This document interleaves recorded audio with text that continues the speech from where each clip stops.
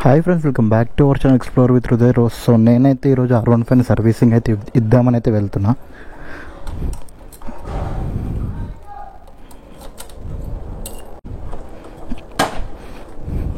నేను already morning రైడ్కి వెళ్ళి అయితే వచ్చా, అందుకే కొంచెం క్లీన్గా ఉంది మన వెహికల్.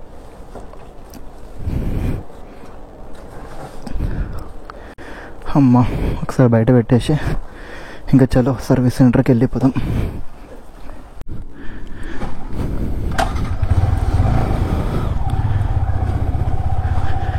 చలో ఇంకా సర్వీస్ సెంటర్కి అయితే వెళ్ళిపోదాం.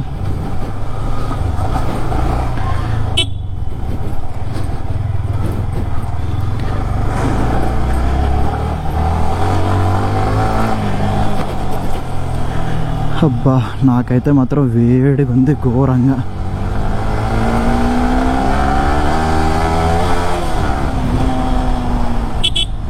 ఎట్లన్నా ఈవినింగ్ తీస్తా, అంటే ఈ టైంకి ఎట్లన్నా సర్వీస్ సెంటర్కి వెళ్ళేటప్పుడు వీడియో తీద్దామని చెప్పి నేనైతే మార్నింగ్ అయితే వ్లాగ్ ఏం షూట్ చేయలేదు.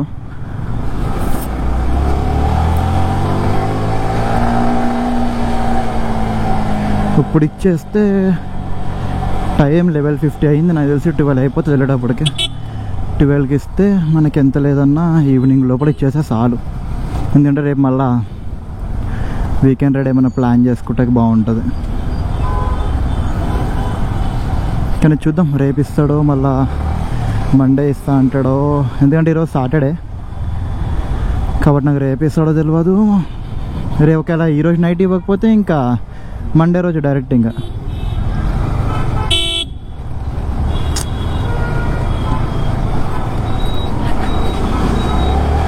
అబ్బా ఘోరంగా చెమటలు పడుతున్నాయి వామ్మో.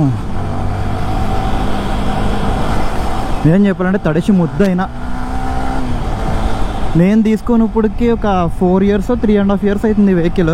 ఇప్పుడు వరకు నేను తిరిగింది అయితే మాత్రం ఓడోమీటర్ 19,729. నాకు తెలిసి నేను తిరిగినంత తక్కువ ఎవరు తిరుగుండ్రేమో R15 మీద ఇన్ని ఇయర్స్గా. ఇంకొకటి ఏంటంటే దేవుడిలా వచ్చేవరా స్వామి. బా ఏం ట్రాఫిక్ రా స్వామి. ఇంత ట్రాఫిక్ ఉంటే చిరాకు వస్తుంది బండి నడపాలన్నా కూడా.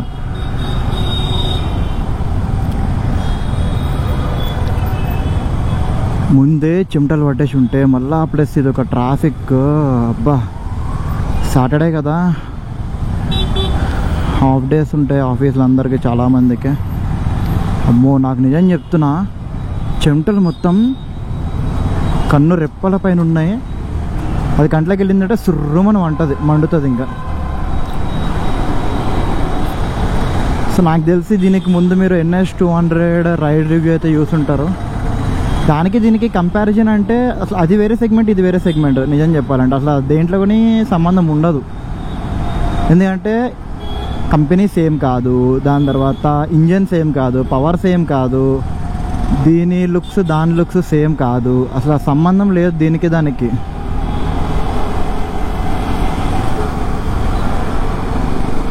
నాకు తెలిసి ఇప్పుడు నేను ఏమేమి చేంజ్ చేయాలంటే దీంట్లో ఏమేమి చేంజ్ చేస్తారు నేను అనుకుంటుంది అయితే ఎయిర్ ఫిల్టర్.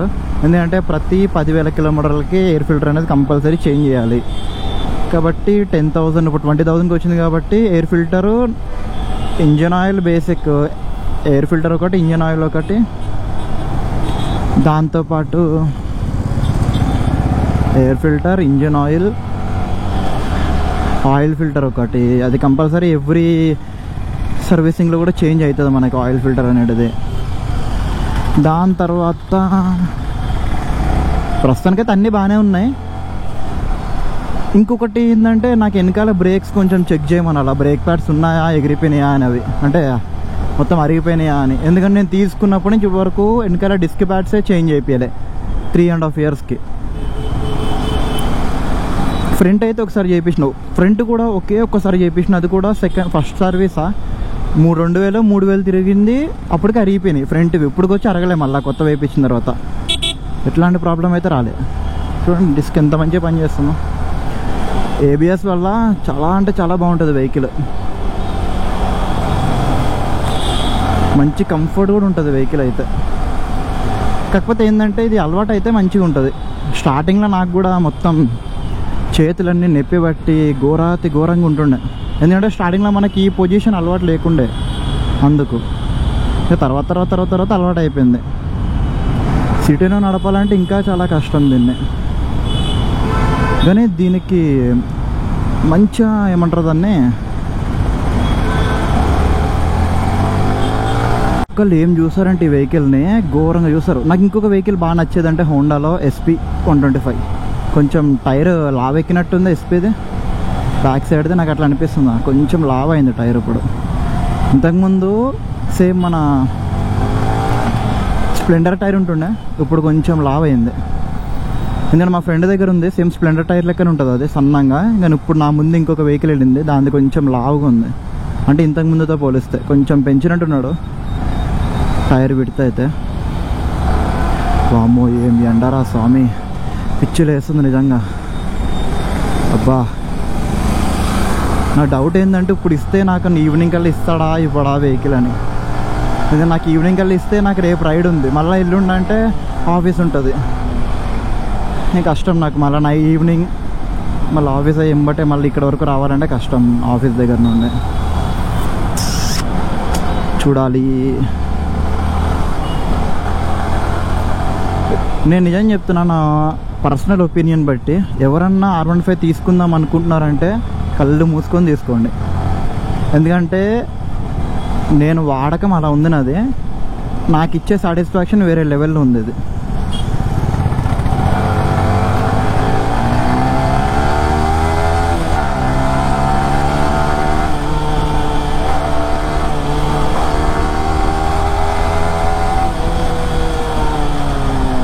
వెనకాల డిస్క్ ప్యాకెట్స్ ఒక్కసారి చెక్ చేయాల. ఎందుకంటే నేను చూసిన మొత్తం అరిగిపోయినట్టు అనిపించింది. ఒక్కసారి వాళ్ళతో కన్ఫర్మేషన్ చేసుకుంటే బాగుంటుంది. ఒకవేళ మంచిగా ఉందంటే ఓకే చేంజ్ అయిపోయగలదు, ఒకవేళ బాగాలేదు అంటే మాత్రం చేంజ్ అయిపోయిచ్చేస్తే అదొక పని అయిపోతుంది. ఇంకా నాకు టెన్షన్ ఉండకుండా ఉంటుంది. ఎందుకంటే నాకు ఎప్పుడైనా సడన్గా బయటికి ఎక్కడైనా లాంగ్ రైడ్ వెళ్దామన్నా కూడా నాకు ఇబ్బంది అయిపోతుంది. సర్వీసింగ్ లేక తీసుకెళ్ళలేకపోతున్నా లాంగ్, ఒక 400-500 కిలోమీటర్స్ వన్ డేలో. ఎందుకు మళ్ళీ ఇంజన్, నేను నడిపేదే ఒక కొంచెం గట్టిగానే నడుపుతాము, ఇంజన్ ఆయిల్ మొత్తం కర్రెగా తయారైపోద్ది అప్పటికే. నాకు తెలిసి ఒక వీకెండ్ రైడ్కే 30% లైఫ్ పోతుంది దీన్ని ఇంజన్ ఆయిల్.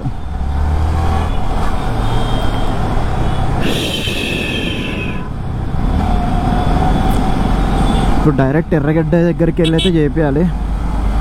నాకు తెలిసి బిల్లు వచ్చేసి ఒక 2000 చేంజ్ అవుతుందేమో అనుకుంటున్నా.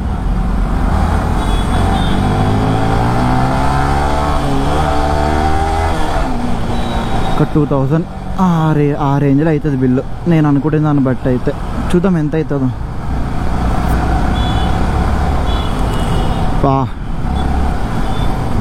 రోజు ఆఫీసులు ఉంటుంటే ఎండ తెలియట్లేదు. కానీ ఇప్పుడు సర్వీసింగ్ మళ్ళీ నాకు ఇంకొక పని ఉంది. విజయ్ మా ఇంకొక ఫ్రెండ్ అక్కడే ఉన్నారు, సర్వీస్ సెంటర్ దగ్గర వచ్చేస్తున్నారు డైరెక్ట్.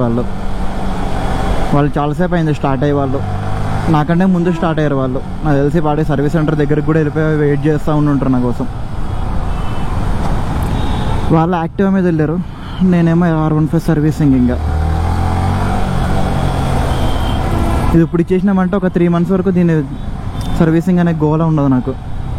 ఎందుకంటే టైం దొరకదు నాకు మళ్ళా అంటే సర్వీసింగ్ ఇచ్చి ఒక రోజు అంతా అటే పోతుంది. బయట చేపిద్దామంటేనేమో నాకు అంత నచ్చదు బయట సర్వీసింగ్. అంటే ఈ వెహికల్కి నార్మల్ యాక్టివ్ అంటే బయటనే ఇస్తాను, సర్వీస్ సెంటర్ అస్సలు ఇవ్వదాన్ని. ఇట్లాంటివి ఏంటంటే కొంచెం ప్రీమియం సెగ్మెంట్ కాబట్టి మనం సర్వీస్ సెంటర్లు ఇవ్వడమే బెటర్.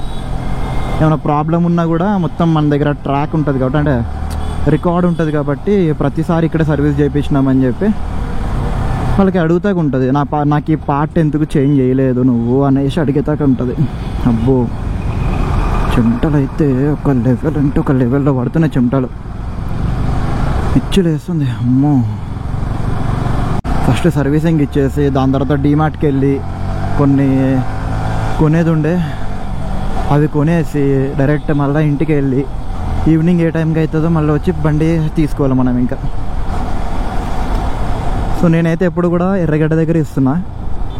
ఆల్మోస్ట్ ఒక 3 సర్వీస్ అయితే అక్కడ ఇచ్చిన, మన బాలనగర్ అంటున్నా, అమీర్పేట దగ్గర ఇచ్చిన. తర్వాత నుండి నాకు ఇంకా ఇక్కడే మంచిగా అనిపించింది. సో నేను ఇక్కడే ప్రిఫర్ చేస్తున్నా సర్వీసింగ్ ఇవ్వడానికి. ఎర్రగడ్డ దగ్గరే.